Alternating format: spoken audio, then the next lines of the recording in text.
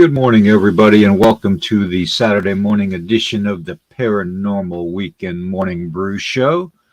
I'm your host, Nighthawk, and soon we'll be having my co-host, Dennis, on, my brother from my southern mother, which, ironically, I'm in the South, too, so I guess that kind of makes us a little bit more than brothers. So we are kindred spirits, you might say. We are going to have a grossed out show today. We are talking zombies and voodoo and anything else that goes along with zombies and voodoo. So, that being said, let's get into the thick of it with the announcements and stuff. Warning, federal law allows citizens to reproduce, distribute, and exhibit portions of copyrighted motion pictures, videotapes, and video discs under certain circumstances without authorization of the copyright holder. This is called the Fair Use Act and is allowed for the purposes of criticism, which I do, news reporting, which I do, teaching, which I do, and parody, which I do a lot of, which doesn't infringe upon the copyright under Section 17 USC subsection 107 of the Fair Use Act. Okay, that being said, I'm going to go to my professional radio voice, and we're going to go right into it. This series presents information based in part on theory and conjecture. The producer's purpose is to suggest some possible explanations, but not necessarily the only ones, to the mysteries we will examine. All right, hopefully that radio voice matched my radio face, and we took care of the announcements. If you can, like, heart, and share this with all your friends and family. It's going to be a doozy. We're going to have all kinds of weird, gross, crazy stuff on this morning. Go good with coffee and donuts or teas and biscuits. And this is the way we're starting the show. Grotesque knockout. Let the S show begin. I got the caution, enter at your own risk up above. So, that being said, good morning, everybody, and I have a few announcements I want to go over this morning with everybody before we get into the thick of it. We have the 2023 ECBRO Virginia Bigfoot Con that's coming up. We're going to have the Turtle Man there. It's June 17th, 2023 at Wires Cave, Virginia. We're going to have Zach Bales, B. Mills, Mike Fairmont, Zach Starrick, Rick Reels. Rick is a very, very knowledgeable guy. You know, if you guys can listen to anybody talk, Rick is definitely the brother to listen to. And Ed Brown. And we all like Ed Brown. Ed Brown's phenomenal. But you know what? If you get a chance to see the Turtle Man, go and see him, you know, because it's a trip. And, of course, his lovely wife will be there, too. So I look forward to seeing him. So let's see here. Then we've got Dave Spink's World of Weird MonsterCon 2023. And guess who he's got? He has got the myth, the legend, Stan Gordon. He has got the man Stan. The man Stan. Stan the man. Gordon. That's just incredible, Dave. And of course, Dave will be speaking, and my sister, Serenity Jenny, will be speaking. She is a blessing to anybody that knows her, and a blessing to humanity and mankind. So, of course, Eric Altman will be there, and several others. It's going to be a really good one. It's going to be for 3 days, April 28th, 29th, and 30th. You can call for information at area code 304-619, I believe it's 4155. That's again Dave Spink's World of Weird Monster Con 2023. My brother Dave would appreciate it, as much support as he can get. And even if you can't go, send him, a message, call him, say, what you think, of the lineup and all that, and of his incredible store that he's got. I mean, he's got literally like a monster museum there. It's amazing. It really is. I know my brothers Bear and Billy will be there with Billy's lovely wife Tanya. So I will definitely, my wife and I, my lovely wife Tracy and I, will try to get there this year. If I've got to rent a vehicle, I'll rent a vehicle. It may cost me an arm and a leg, but I'm gonna do it. I missed it last year, and I know I missed out. So I'm gonna try my darndest to make it this year, because it's a good lineup, and I gotta talk to Stan. He's the man. So, alrighty. That being said, okay. I want to post a couple of these just to basically get things started. A lot of the indigenous missing is very, very terrible. You all know that earlier this week, I had the podcast on, I believe it was Wednesday, about the missing indigenous people, and most of them are just young people, and we're talking very young. I mean, this young man here is, merely 17 years old. Then you have some others, and it's tragic that they're missing. It really is. And this one tears my heart up. 4 years old, missing. Please read over the information if you could, please, and try to memorize the face, because something's got to be done. They need to be found. They need to be found safe, unharmed, and just pray for the families, because again, this is just tragic. It really, really is. It's happening way, way, way too much to the indigenous people.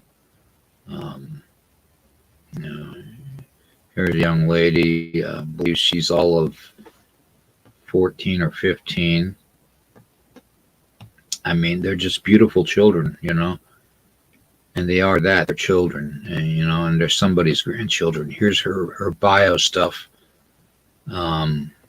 She's 15 years old. Morning Dawn watchmaker, who was reported missing to police on Friday, March 17th, 2023. Morning Dawn was last seen at the North Battleford Comprehensive High School, March 17th, 2023, at approximately 2 p.m. We need to find these kids. We need to return them home where they belong. So, anyways, we are going to have a great, great program. I'm going to send my brother the link now. So bear with me. I won't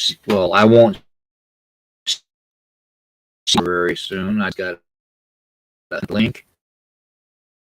I'm a little slow this morning. I don't know about the rest of you.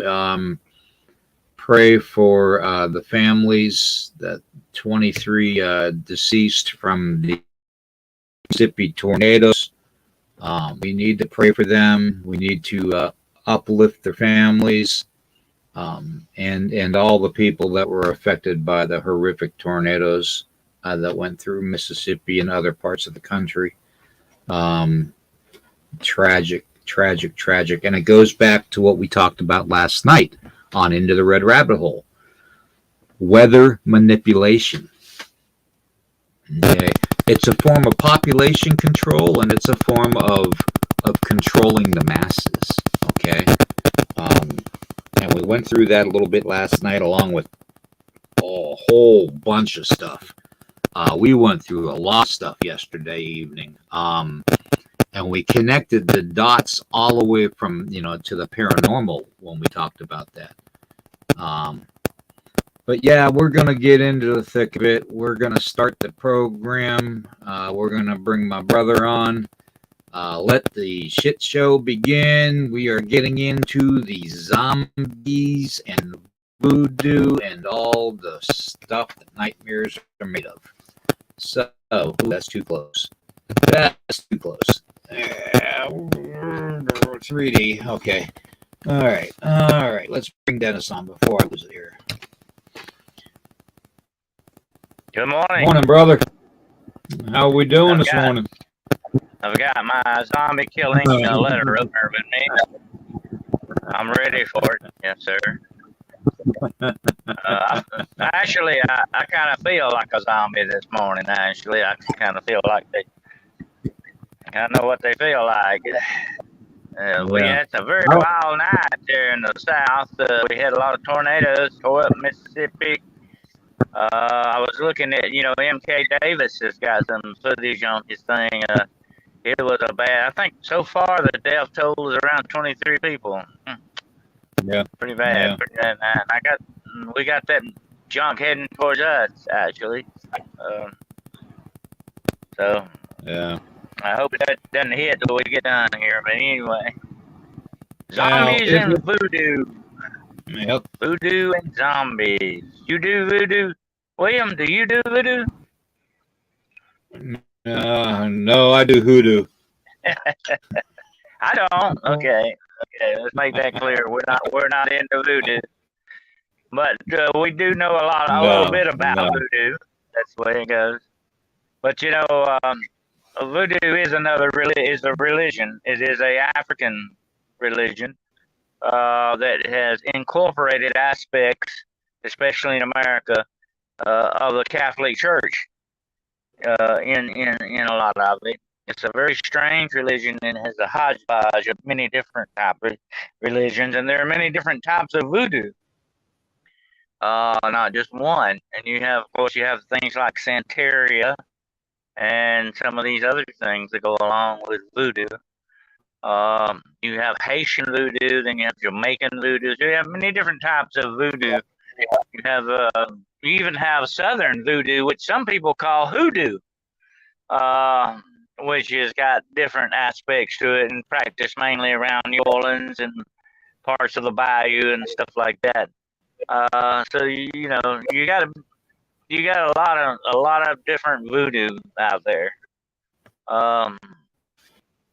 So when you talk about voodoo, you're talking about different aspects of it. But today we're going to be talking about the dark aspects of it. William, when I was a young guy, I actually, I told you this story before. I actually saw a real voodoo ceremony. I put myself in rather distinct danger to do that. But it was an interesting thing, and it really blew my young mind to see something like that. But that's what we're going to talk a little bit about today. The very strange aspects of this religion. Yep. I know growing up,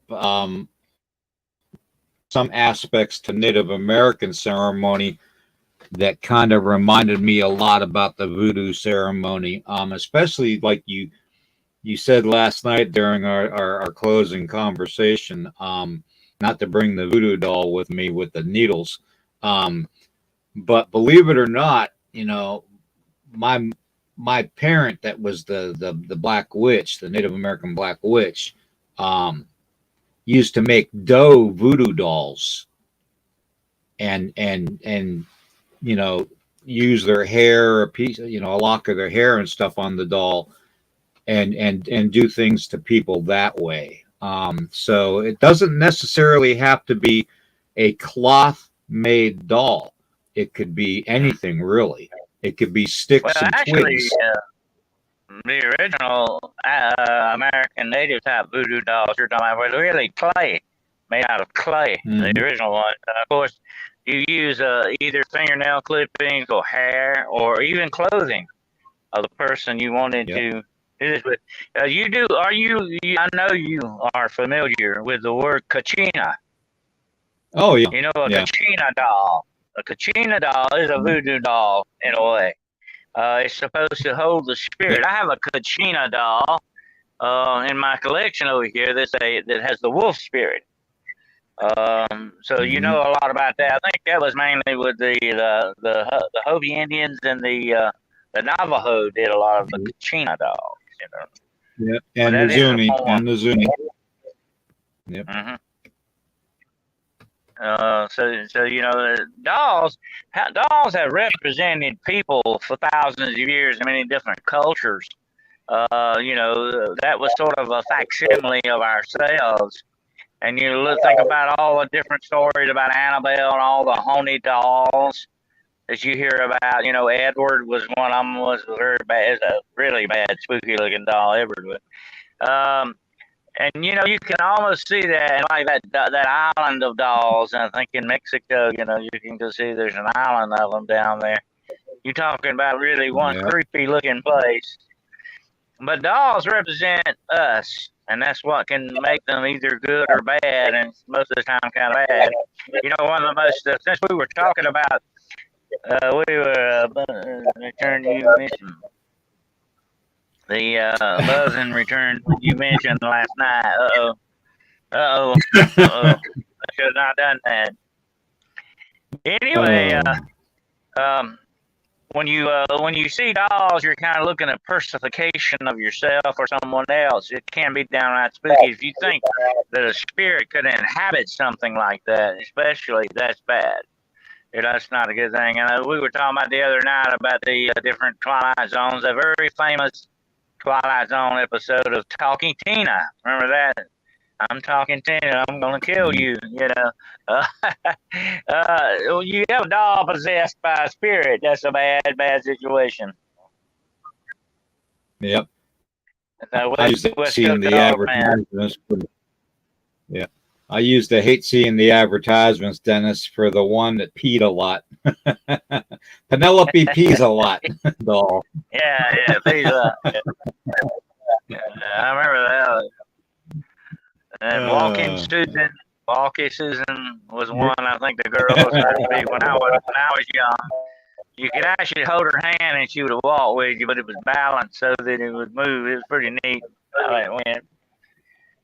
But the dolls are us, and that's what makes them so scary. We're looking at ourselves worse than a mirror. We can actually see that. But the voodoo doll, and I've got one here in my collection of voodoo dolls. The traditional voodoo dolls were made of cloth or rope, kind of a rope that was made. You can make the dolls out of a rope as well. That was very prevalent in the southern United States, the rope dolls. So you've got some interesting looking voodoo dolls out there. Um, to me, though, the voodoo doll is very interesting. The fact that you wish bad luck upon it by sticking the pins in it, for whatever you want to do. Now, here's the interesting thing about the voodoo doll. Okay, if you're making an actual voodoo doll, like I said, you got to have that person's hair or some part of their body or clothing, and it's got to be clothing that has actually touched their body. In other words, it has their sin on it, or it has their attachment to it, like. And it also that this is where the graveyard dirt comes in. Now, you put some graveyard dirt in the voodoo doll. Now, graveyard dirt, as you know, is very powerful magic, And usually, if you're Yep. like seeking very bad, if you're seeking a very bad outcome for this voodoo doll, you would get graveyard dirt from an evil person's grave. Someone that was a very evil, mean spirited person. You might want to carry out revenge that way. But now, if it was like a love doll, and there are voodoo dolls that are love dolls, you would get it from a nice person's grave, So graveyard dirt depends on where you get it and what kind of use you want to put it to, but it's supposed to be a very powerful part of the magic thing that goes with the voodoo doll. Of course, graveyard dirt is used in other things too, not just voodoo dolls. But the doll itself becomes what we call a fetish. In other words, it's a representation, a facsimile of the person that you want to go after. The fetish means you put stuff upon it. You put what you want, your actions upon that doll. I wrote a story about that not long ago. It's called Voodoo Moon. It's a story poem, like. But in the story, the guy says that there's somewhere they've got a doll of me somewhere, and they're sticking pins in it, and they're wishing me bad luck. They're wishing me bad ends. So that's the way that goes. That's how they cast sort of this voodoo spell. Is they put you, instead of having you there, they put your doll there in your place. And according to legend, whatever is done to that doll will happen to you. If it's held to the fire, you'll have a fever. Stick it with pins, you have pains. Stick it in the head, it can have mental problems. So that's the way that usually goes. So you don't want a voodoo doll made of you, actually. That would be a bad idea, definitely. Yeah, and interesting too. One thing that they always teach Native American medicine men, because you had mentioned the hair and toenail clippings, fingernail clippings, and all that. They actually teach medicine men to dispose of those clippings without anybody knowing where they go, for fear that a black witch would come and take those objects, those pieces of the medicine men, to invoke spells upon them through ceremony and control them, or curse them in any way. It's a well-known superstition, William, and that goes along with Native Americans too. The Native Americans share a lot of superstitions with the Europeans that came over. But it is a very well worldwide known superstition. You do not throw your hair outside. You do not, you dispose in certain ways of your fingernail clippings, especially your hair and your old clothing. They said to burn it. That was the best way to do, to burn it, to keep anyone from getting a hold of it. Or even, here's another interesting superstition. They said that, and this may be Native American, I'm not sure, but they actually say that if birds get your hair and weave it in their nest, you will go insane. That was another old superstition. So I agree with what you say. There were some very specific things that you had to do with those stuff, to keep it from falling into the wrong hands. Yep. Definitely. Yeah, the only way we would dispose of it in public would be if we cursed it. That way, if somebody went to try to use it against us, the curse would go on to them. So, right. But yeah, that's the one way that we would dispose of it. So, well, the way it goes with curses, when you do issue forth a curse, part of it is yours. It will come back to you in a way. You have to, you know what I'm talking about. In black magic, if you do that, you have that attribute that some of it's going to fall back on you, and if it's turned back completely, it can all come back on you. So there's what we used to call reverse the curse thing. There is a prayer of protection that does that very thing, that sends this evil back to where it came from. And if you're the one that issued it, you're going to get it back very badly. So that's a risk you run when you practice black magic. Yep. Alrighty, let me see here. Not much going on in the chat except hello. I'll have to write Tracy and get her to send me some of your hair next time you get a haircut there, just in case. Here, the only one that cuts my hair is me, so I don't get haircuts.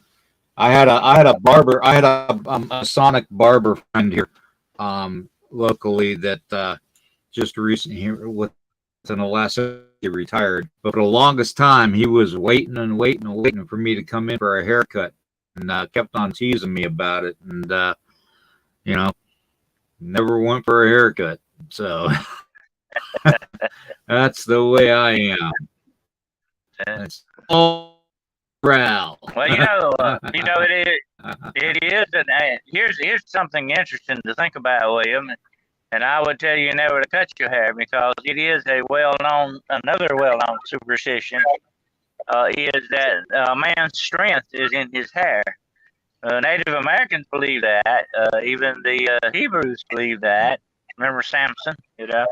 A man's strength is in his hair.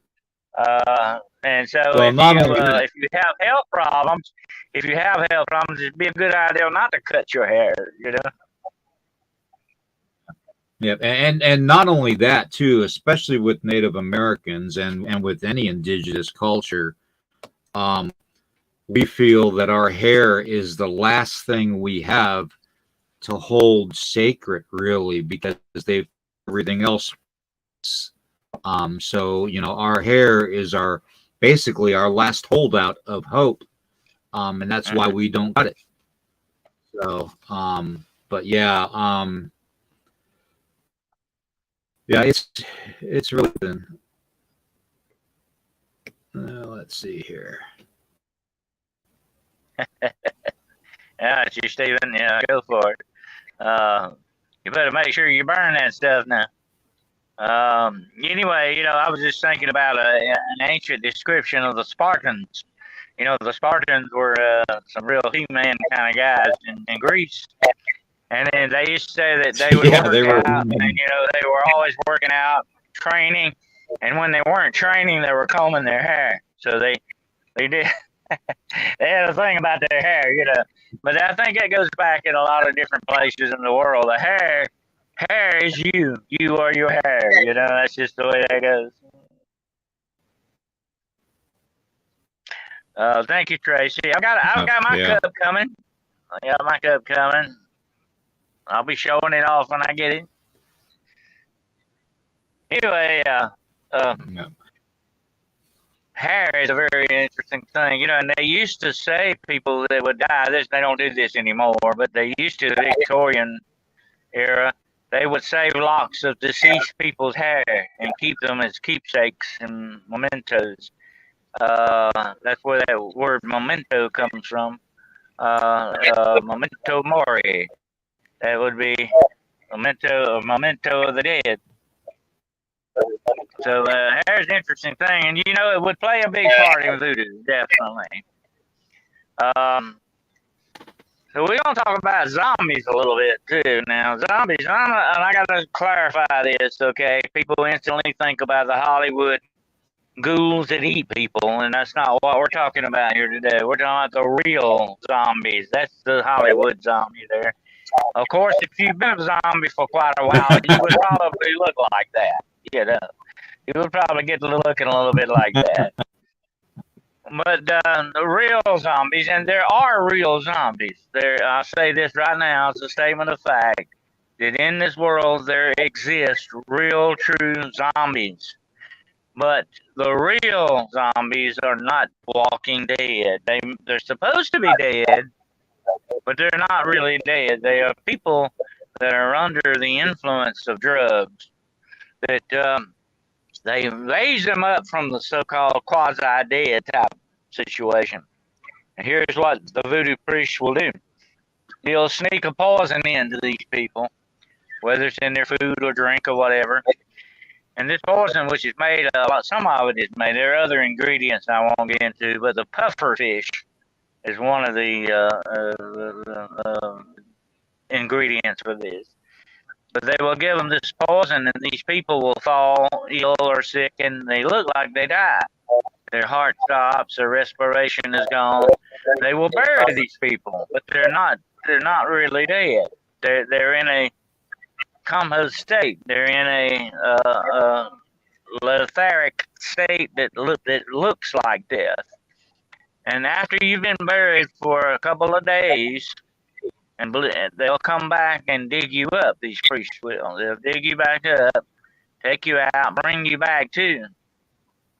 Put the coffin back in the ground, bury it back, bring you to, but you're still under a state of drug-induced state. They never let you out of that. That's the zombie part. You have no will of your own. You do only what you're told, and that's what you do. They will usually take these zombies and put them to work in the sugarcane fields. I don't know if they still do this or not. Now, this may still go on a little bit, but that's not that much. But somebody has to cut the sugarcane. Now it's the marijuana fields, man. It's the ganja fields. Yeah. So they would actually be slaves. That's what they basically were. Zombies were drug-induced slaves. They never really died. They only looked like they died.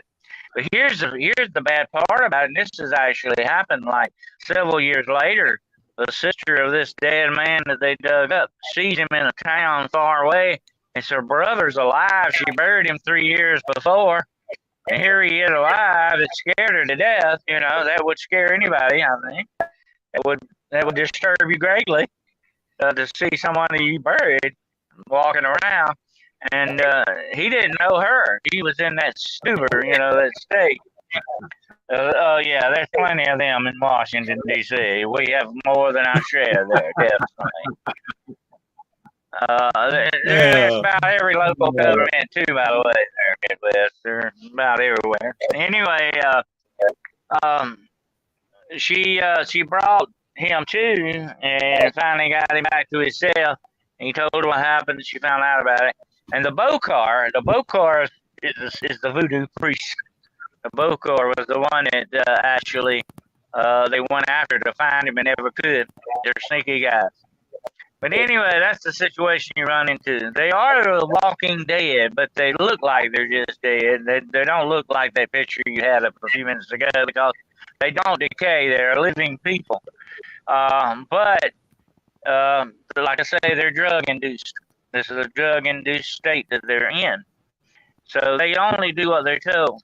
And that sounds like something that our government would really like to get a hold of. If you could do soldiers that way, and you would have the super soldier thing we've always talked about. Definitely. You could mind control people like that and get them to do what you want. The government would definitely like to do that. But the Bokers have had a hand on that for hundreds of years. They know how to do it. But that's what a real zombie is, a real zombie. Not the Hollywood thing. The Hollywood thing, if you go back to the original Night of the Living Dead, they never once used the word zombie in that. Nobody did until later on. They used the word ghoul, which is what these things were. They were ghouls eat people, usually dead people. But they'll eat you if you're alive, too, if they happen to catch you. That's a ghoul. That's a completely different, usually it's a supernatural type creature or a dead person that died, a very sinful, evil person that died and came back as a ghoul. But that's what a ghoul is. You're talking about two completely different things here. But Hollywood's good at messing up stuff like that.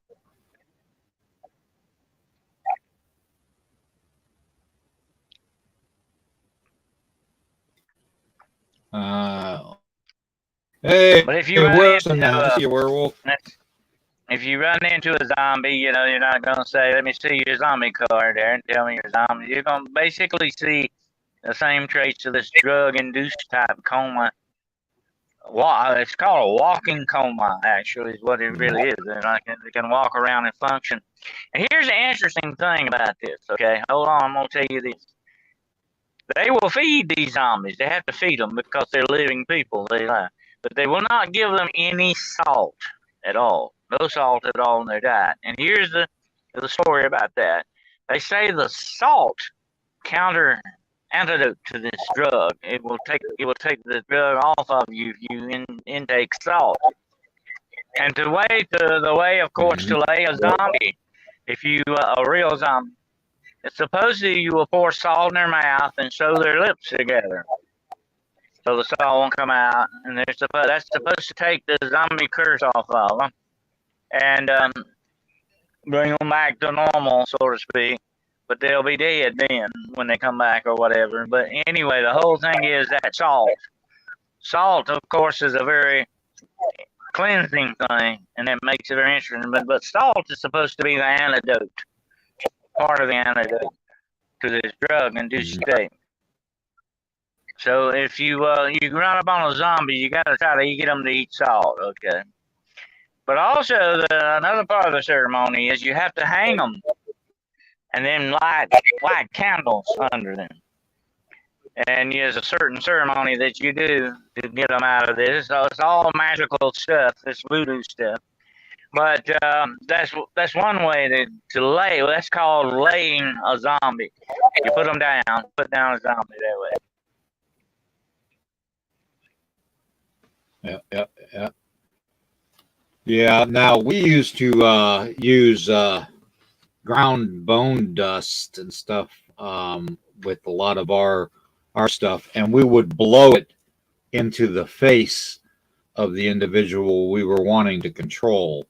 I'm not going to tell everybody what was in the dust, but you can imagine it had some psychedelics in it too, and yeah. So yeah.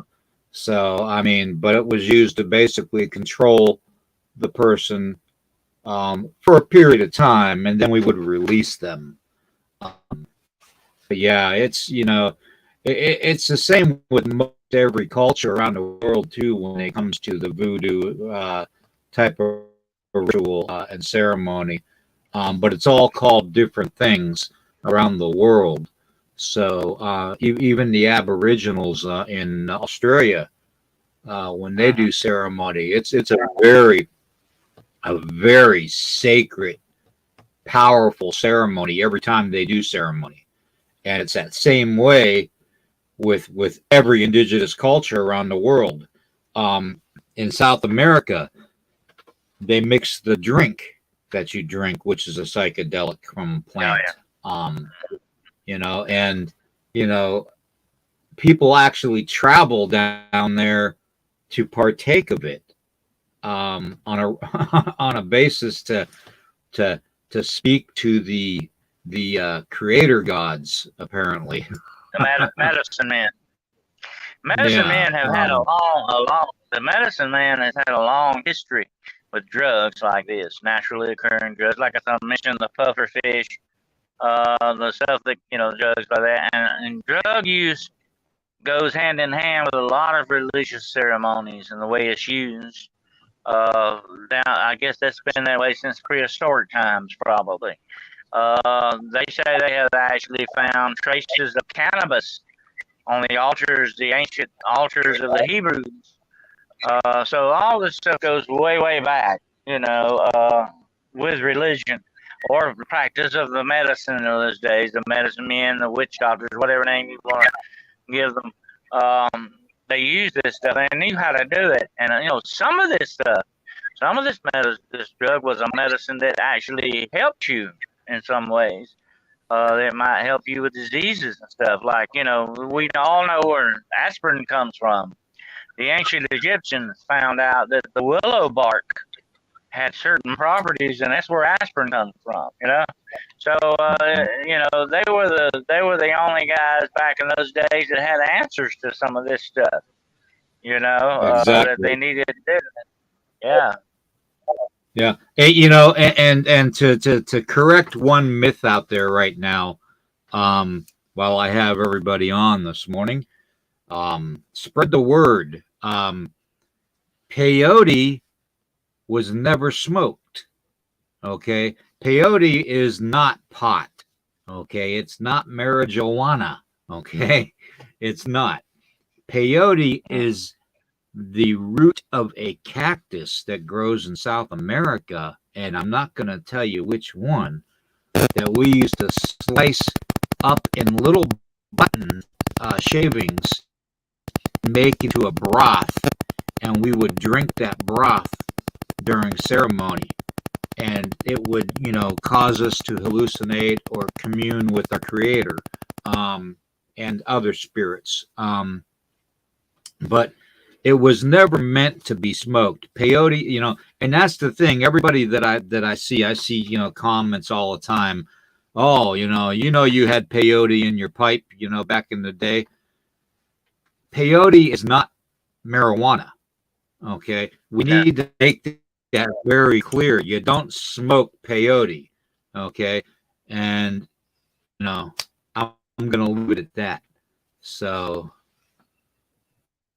oh, It was a got mixture weird that you definitely noise. drank. You definitely drank it along with some other items I'm sure that was in there. But, yeah, you're talking about bath salts and all that. There is a drug being mixed now with fentanyl. They're warning people about it. I think it's a drug that's used in veterinarian type settings. And this thing will actually turn you into a zombie-like, and it will also eat the flesh off of you. So they're warning people, do not, be careful. But of course, you shouldn't be fooling around with fentanyl anyway. But it's getting worse. Drug use is becoming worse and worse and worse, and it seems like they're trying to top themselves to find out which drug they can do next that's the worst than the one before it. Yeah, I hear those weird noises again. We got them back with us again. Anyway, Yeah. yeah, you're right. You drank that. That was a mixture that was drank. Now, of course, local weed, I think, was a different thing. I've grown some of that. Jimson weed, as it's called, could be a very deadly kind of stuff, too. And, of course, you got the other plants like angel trumpet plants, which is really, the angel trumpet plant is a derivative of the loco or the Jimson weed. If you remember, the Jimson weed has a small white flower, trumpet-shaped flower. My grandmother called back in the old folks called it ghost weed, because you would cows would eat this out in the field and go crazy. They would do weird stuff. So it was bad stuff. So their parents would send them out in the fields to root this stuff up to keep the cows from getting a hold of it. But you can even get the juice on your fingers or in your skin will give you hallucinations. And it can stop your heart in such a certain amount. You can go into cardiac arrest off of it. It's very dangerous stuff. So the medicine men of old, the men that knew how to do this stuff, they had to be very careful and know exactly what they were doing in the mixtures they were using. Because you'd end up doing some bad stuff if you weren't careful. The same thing with these exactly. the bokors with the zombies. They knew exactly how much to give these people, first to make them look like they died, and then to revive them back to a certain state that they wanted it to be in. That's a very, if you look at it, very smart and ingenious drug use. To be able to do something like that. That's amazing. But until then, the superstition was that these were really dead people brought back by the bokors, but they come to find out that there was an explanation for it. But to this day, in certain parts of Haiti, zombies are still looked upon as living or walking dead. There are certain stories, William, that certain bokors have actually brought people back from the dead as zombies. So you've got two kinds of zombies you're dealing with here. Forget about the Hollywood zombie. You're dealing with a drug-induced zombie And you're also supposedly dealing with a black magic zombie that actually is someone brought back from the dead to do or take out revenge on someone. This is a revenant, what's usually called a revenant, which is a spirit that is brought back for dark purposes to either kill or seek revenge on somebody or whatever. A revenant.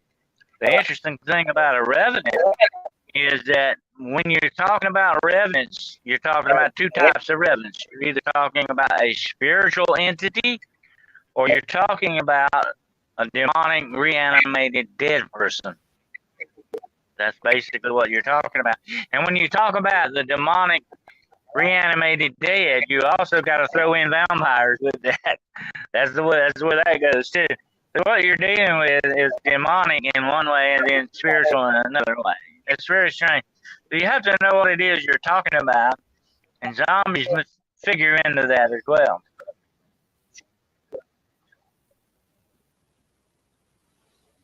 Yeah, I've heard of that, Karen. I've heard of that. Sorry. Yeah. Yeah. But they say that, you know, Yep. you have to be very careful with it as well, because some of these antidotes, if not used correctly, can make you addicted to them as well. So you're really just replacing one drug with another if you're not careful, you know. So drug use goes back thousands of years and is very essential in the human story.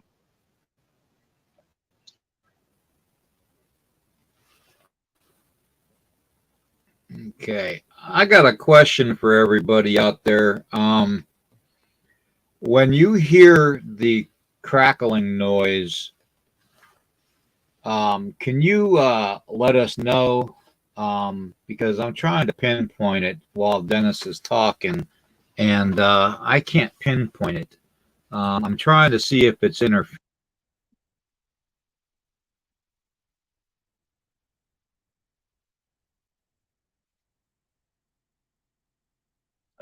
You've lost your sound, William. William, we lost your sound completely.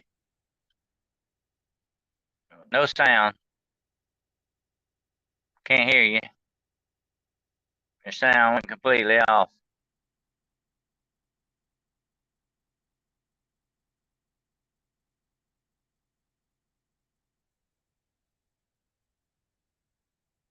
Everybody still hear me, right? Can you still hear? Can you still hear me?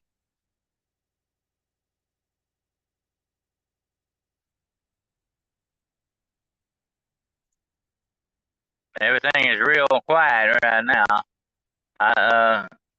Anybody out there, you still hear me? Can you let me know if you can still hear me? What about now, Dennis? I hear you now. Okay. I got your back. I got your back. back. Are we still getting the crackling? Nope, I don't hear anything right now. It's real quiet.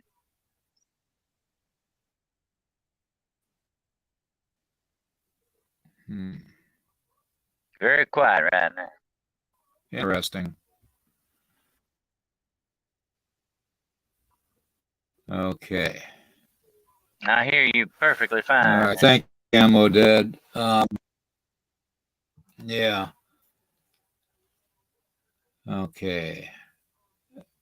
All right. Okay, let's continue then. Hopefully, I figured out what the problem is. All right. All right. Anyway, we were talking about zombies. Yeah, the zombies are a fascinating thing because you've got the returning dead, which is very much a big thing in supernatural circles. The returning dead, and you have even a lot of that in the Bible mentioned. You know, look at Lazarus, look at the little girl that Elijah brought back from the dead. You have a lot of dead returning in that way. So the returning of the dead has been a fascination for mankind for a long, long, long time, and figures into a lot of our superstitions and religious beliefs. The returning dead is something that the zombie represents to a certain degree, even though if we leave aside the drug part for right now. the superstition of the dead returning was a frightening thing to the ancient peoples. When you bury somebody, and you find all of these old graves, Williams, they'll have the arms crossed, and the skull will be removed and put down below there, and all this stuff. You have iron stakes driven in them. That goes with vampires, but that's not only vampires. That was the revenants. If you buried, here's an interesting thing: 9 out of 10 times, if you buried a very evil person, a person that was very mean and evil and just downright disgusting in every which way you want to look at it, they were almost demonic in their demeanor. You would make sure those people didn't come back when you buried them. So there were certain things you did to make sure they wouldn't return to haunt you or come back to bother you, whether it be in a spiritual way or actually the rising of the dead itself.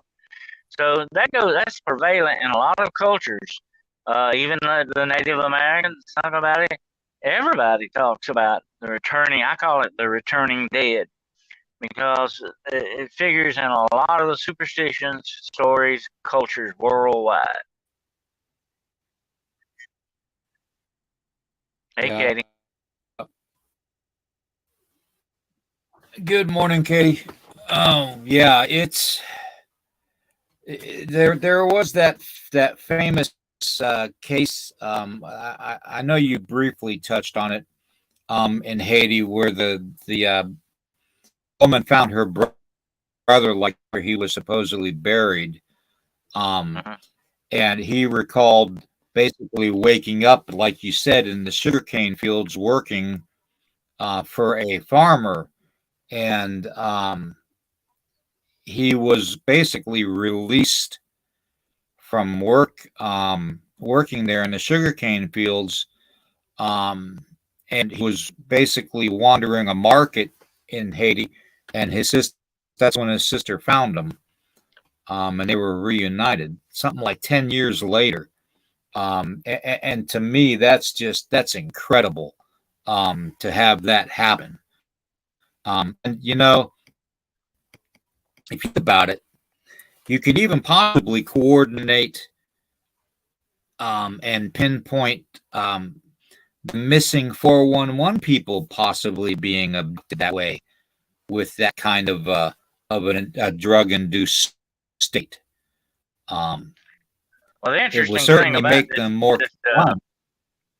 the interesting thing about this drug use, William, is if you use too much of it, eventually the body would build up a resistance to it. So eventually your zombie's it's gonna be inoperable to you. It's not gonna follow orders. It's not gonna be, and that's why a lot of times they release these people and let them go. They were no longer viable for that because if you had to put too much of the drug in them, it would kill them. So a real dead person was no use to you. But just like the people years ago would take a little bit of poison every day, so they would build up a resistance to that poison. We do know without a doubt that in certain parts of India, people have been bitten by cobras so much that they have so much cobra venom in them they could bite you and kill you, just like a cobra would. You can't. The human body can build this up in it eventually, and it comes out in different ways that way. And I would think the zombie drug would be the same way.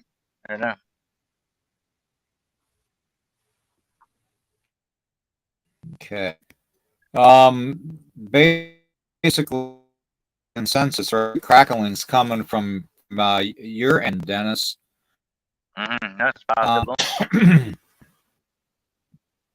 I don't know if it's or maybe or a loose connection somewhere. Good morning, Brandy. Good morning, Night Manager. Marinette. Good morning. Where is it? Where is he? Let's Country Boy. There you are. Okay. Well, I had a very interesting. So I got caught with cat. I had a very interesting voodoo case with him. I told you about it before about the lady that was a dog groomer and the mama Lola that moved in the neighborhood.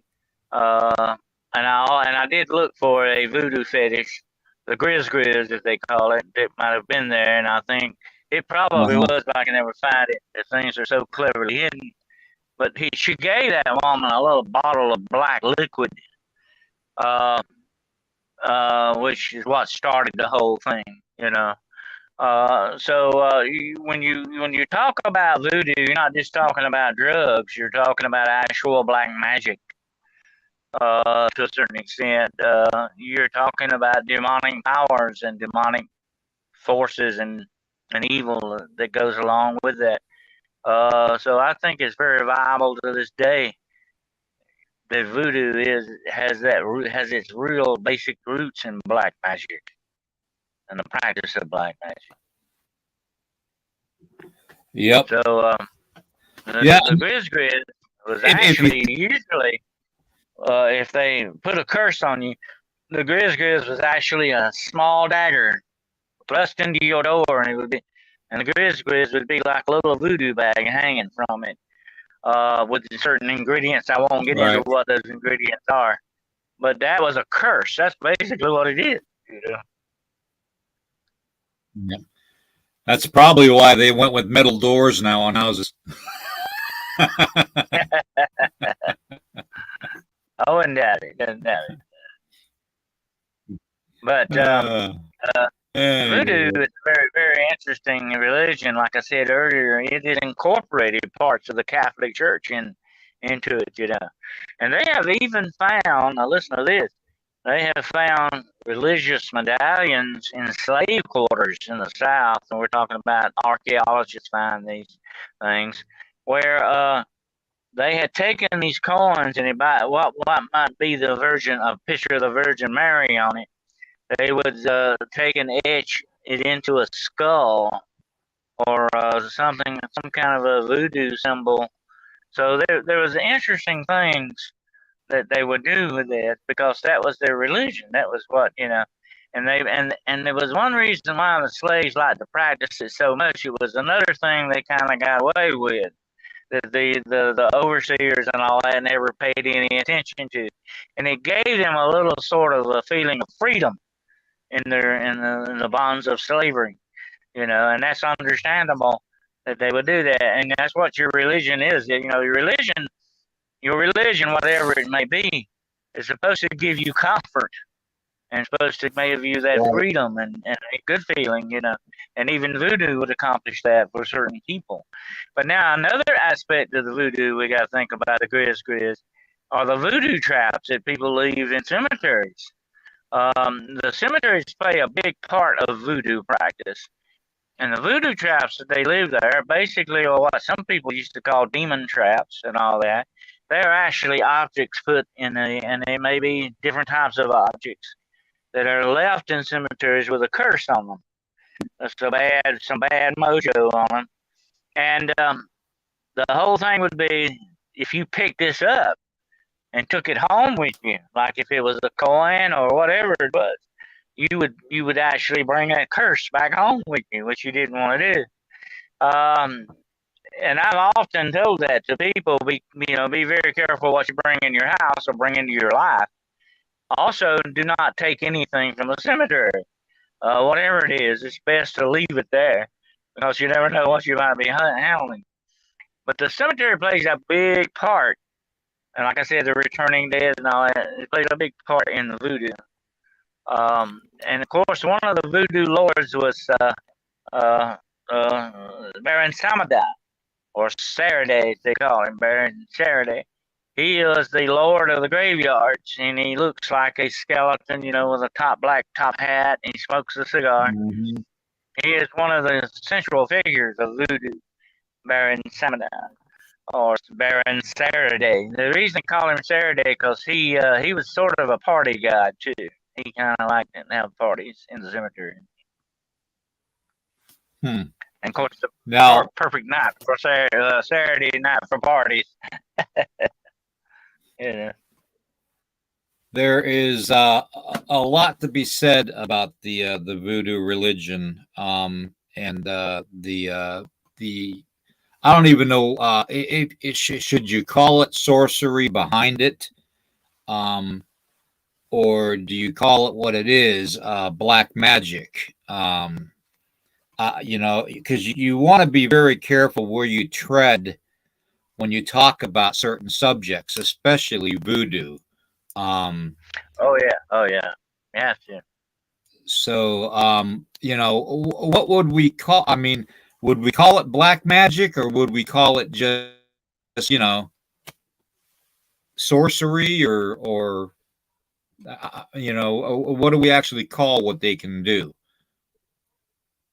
Well, here's the interesting thing about voodoo, and this is what really concerns me about voodoo itself. And like I said, I saw a ceremony. I know what I've actually saw with my own eyes.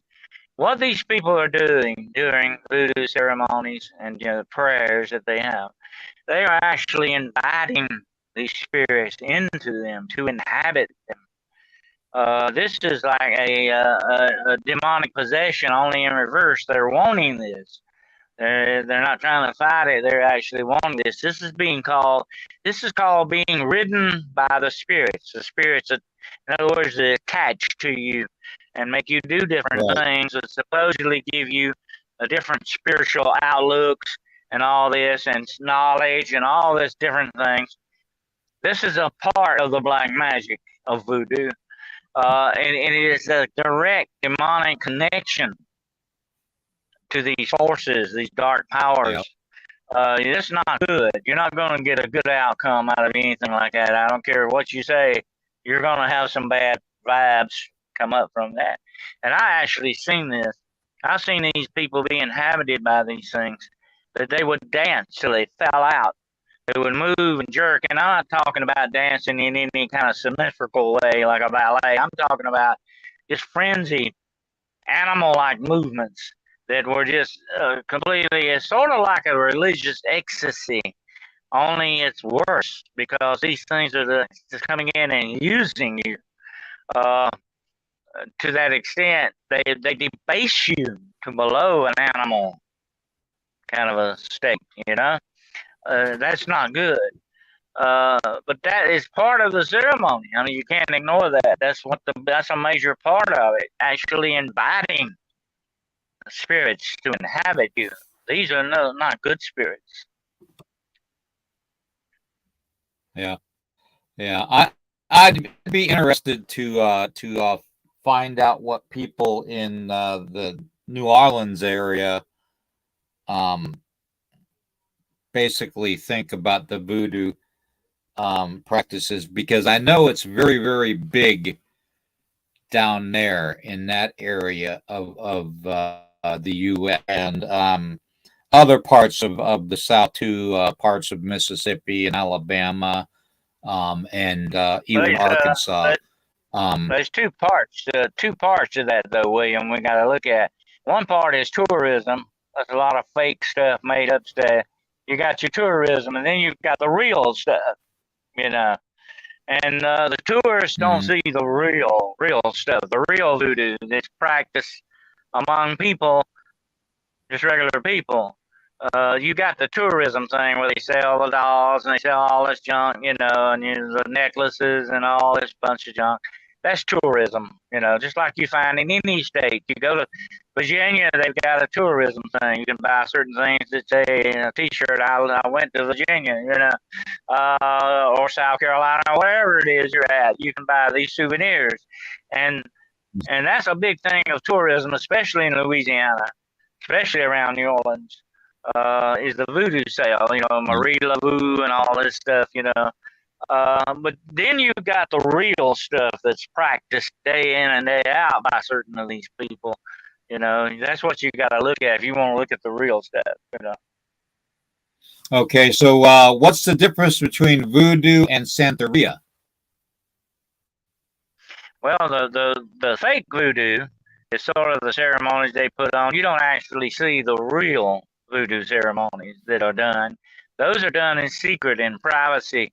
There are certain ceremonies and rituals, like I said, what I viewed could have cost me my life because they don't want you to see these things. It's a very secretive part, almost very much like the satanic cults and covens that we've talked about before.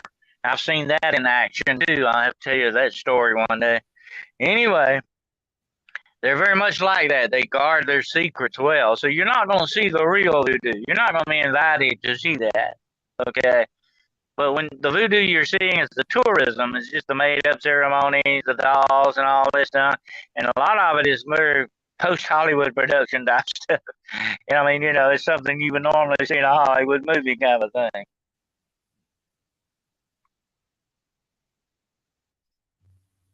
Yep, true.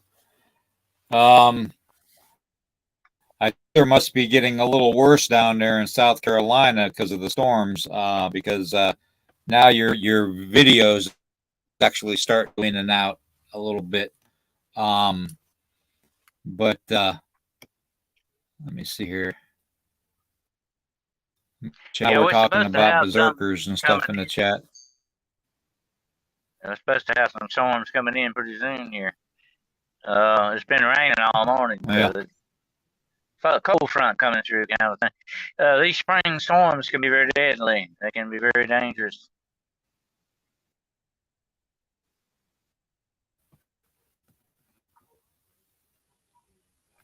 That's very true, Love Cat. Yeah, Love Cat. That's why. Yeah. The voodoo is real, but that's why. The kind they show the tourists is not. Yeah, that's why I asked about the Orleans, Nolans, excuse me. People would think about the voodoo down there because voodoo is so entrenched in the Southern culture areas specifically, and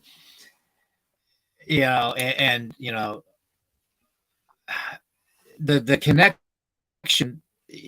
You can almost comparison to the Native American culture. A lot of the stuff that the islanders did around North America, through trading and stuff, would be coming to the mainland, because of the trading practices and the exchange in ritual ceremony that would parking during the trade.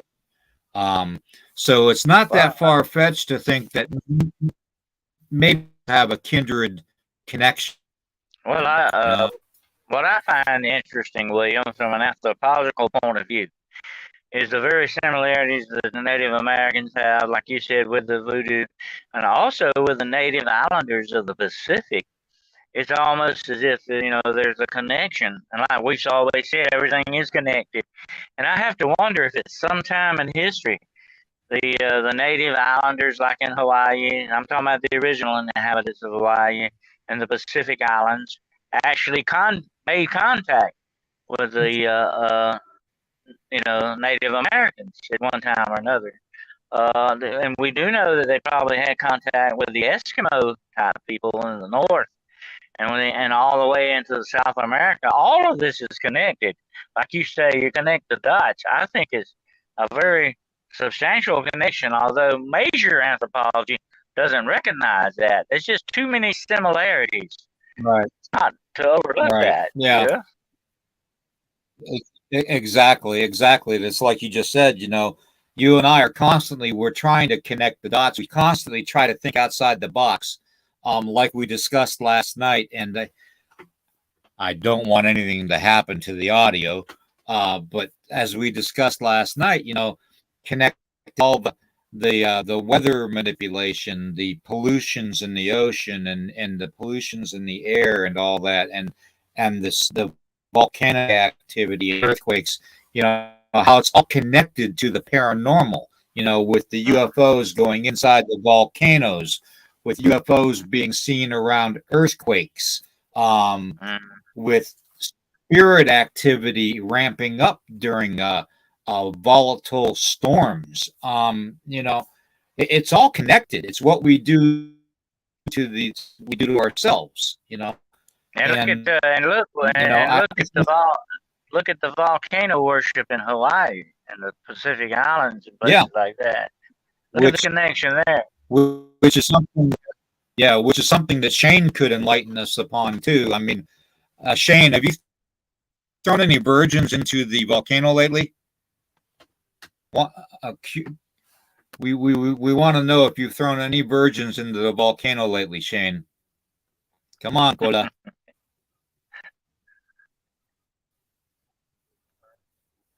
Is he still on here? He better still be on here. I'm waiting for him to come on. Let's see here. Anyway, when you talk about Hawaii, you think about Pele. Pele, she is the goddess of the volcanoes, and they had to sacrifice to her. She's a very well-known entity in Hawaii and some of the Pacific Islands. And you have the shark gods that they worship. I mean, you have some very interesting stuff going on. And look at New Zealand. You go further towards Australia and the Aborigines. And there's so many similarities to these things. You got to wonder, like we said earlier, was there, the definite points of connection here?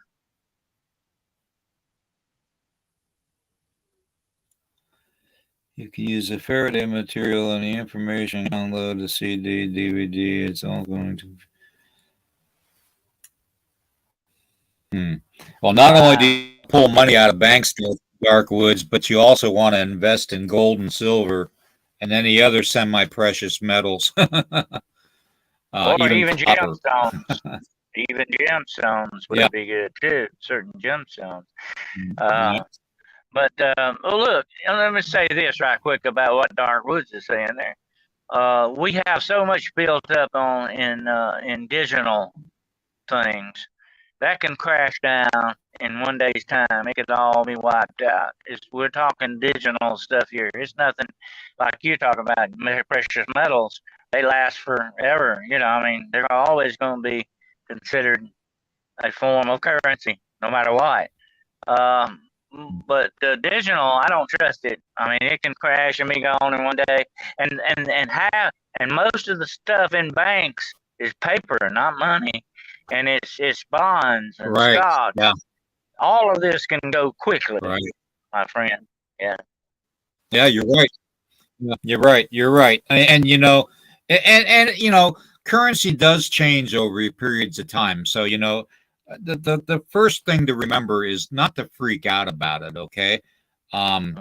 Just because China and Russia want to have their own currencies with Iran and other countries doesn't mean you have to freak out, okay?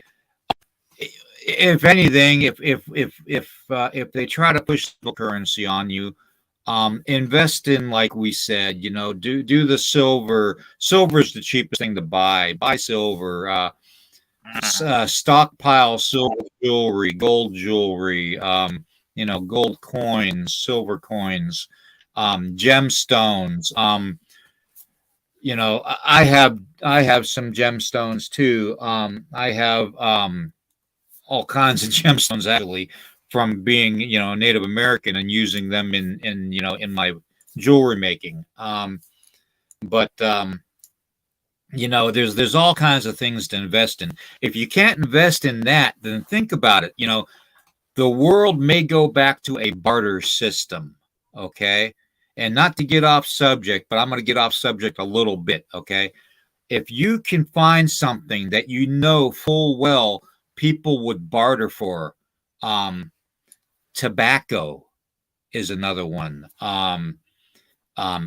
Aspirin, ibuprofen, salt, salt, pepper, sugar, things that people could use and barter with. So just think about that too. Okay, it doesn't have to be high end items that you got to purchase. Okay, to survive. So don't freak out. Just stay calm. Stay in touch with us, and we'll try to work all together through it as a family should. Okay, so stay in touch, and we'll try to work it out. So, alrighty, let's see what you got here in the chat. I have a question. I have a question for everybody. What would you do if you actually came face to face with a real zombie? What would what would your reaction be? Would it be to run, or if you had to fight him, how would you fight him? How would you take out a zombie? What would be the best way to do it? Don't forget, shoot them in the head, or salt in their mouth. Double What would you tap, consider to be the? I double would tap, cut his head off. I would take a machete and cut his head off. double I tap. would pretty well do it. Yeah, double tap though. If you're gonna shoot a zombie, double tap a zombie. You take your machete here, cut his head Yeah. off. I don't know, That's a Dennis. knife. You like sharp objects. That's a knife there, buddy. That's a knife. Okay. I keep that in case I need to go out in the sugarcane field or anything, you know. But just in case. But that, actually cutting the head off of things actually does a lot of supernatural entities in, like vampires and werewolves. But that's another story. Yeah, that's another story for another day. And there's always tomorrow. We might Anyways, have into werewolves tomorrow. Yeah, werewolves actually that's a fascinating subject. In fact, werewolf 5674. We might be getting into werewolves tomorrow. So werewolf 5674, my brother, you might want to come back tomorrow. So do a little. We might even throw a few vampires in on that just for the heck of it. Yeah, we'll see where we go with the whole, scratching post and biting type of a routine. So my biting days are over. I think the most I can do is probably gum people.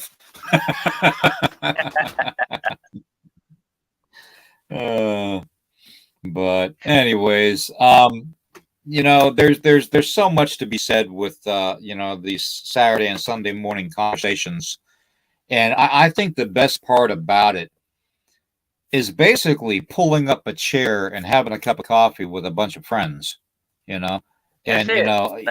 no matter what we discuss, it's always something to where we all come together and we can just kind of kick back, relax, not worry about the world for the most part, unless it's supernatural in nature, or paranormal in nature. What you're looking at is mutual consensus on the fact it's something of interest that everybody likes. It's something that we're interested in. We're going to talk about it, no matter what it may be. I think that's just the way friends should sit around and talk, That's the way they should do. Yep, exactly. And just so everybody doesn't get all disgruntled and stuff this morning, I'm going to throw some Hollywood zombies at you, okay? Just so you get your zombie fix, okay? Got to get you your zombie fix. Here's a young lady that, a little bit, worn in the mileage, but, she's probably a very dependable zombie, Yeah. Cleaning and, and organizing garages and stuff. They ain't going to win no beauty contest then. Yeah. Especially in Hollywood. Nobody ever said zombies were pretty anyway. So there you go. Zombies gonna be a zombie. I kind of look upon zombies like that as sharks. They're gonna, be a shark. They're just gonna eat you. You know where you stand with a zombie. Well, if you have this many zombies coming after you, then you pretty much better start wielding the sword as much as possible, because. There isn't. I don't think I have enough ammunition in my arsenal to take care of that many. I mean, I could try, but I don't have that much. Here's the bad thing about that, William. You might put up a fight, but in the end, you may end up being one of them. And that's the way that goes, Yep. Well, they always say save the last bullet for yourself. So that's an old military thing. So, but I tell you what, my favorite scene of all time. I know you remember this, but I loved it. It was a great scene. I think it was from the Walking. It was from the Dead, one of the zombie movies. I can't remember. I think it was the Day of the Dead. I think was the name of it. And they're in a mall, you know, and all these zombies have got in the mall and are walking around there, and they're standing up on a balcony. And that guy says, that dude turns up and says, my daddy always said that when there's no more room left in hell, the dead will walk the earth. And that was a great line, man. That was some really good stuff. Yeah. That's a creepy line, though. That's a creepy line. I like the one. I like the line in Young Frankenstein where Dr. Frankenstein is outside the castle and he hears a wolf howling and he goes, werewolf, and Igor, remember it's not Igor, it's Igor, werewolf, goes, their wolf, and he goes, werewolf, and Igor goes, their castle, werewolf, their coach. Werewolf. There's a new joke. What kind of a werewolf is a woke wolf? He's a werewolf. Okay. He's a werewolf. Okay. But anyway, I was just talking about hell and the dead and all that. It's a very interesting passage in the Bible. I was reading it the other day, and then where they're talking about the thing has to do with Lucifer. And here's you're talking about there's so much beauty in the Bible in old books like that. They're almost like works of art, really. But this is what he was talking about. Lucifer said, he said, hell beneath is moved for thee to meet thee at thy coming. It stirreth up the dead for thee. So that's very graphic, of what you might have waiting on you when you go down. I love it. I don't want to be a zombie. There's too much walking involved. Too much walking in it, yeah. If I was going to be a zombie, I'd rather hang out in some location, just sit around, Oh, let the others watch the other zombies walk by. No, thank you, Nightmare, that I needed that. Oh God! Right. Well, with that being said, we're gonna leave it. We're gonna leave it on this conversation, and yeah, Joey Z, you definitely got it right. That's one of my favorite movies, Young Frankenstein. Werewolf, their wolf. Werewolf. I can't. Yeah, every time I see werewolf 5, 6, 7, 4 on here, I always, for some reason, I always think of that Young Frankenstein line. Yeah. It plays me every time. So, no, but that old party fell. There's the other one. There's the other one. He brought it up. Nice knockers. About the door knockers. Knockers, yeah. Nice knockers you got there, man. Yeah. Oh my God. Okay, we gotta get off this subject, otherwise we're gonna have to put the parental advisory up. Oh my God. Oh.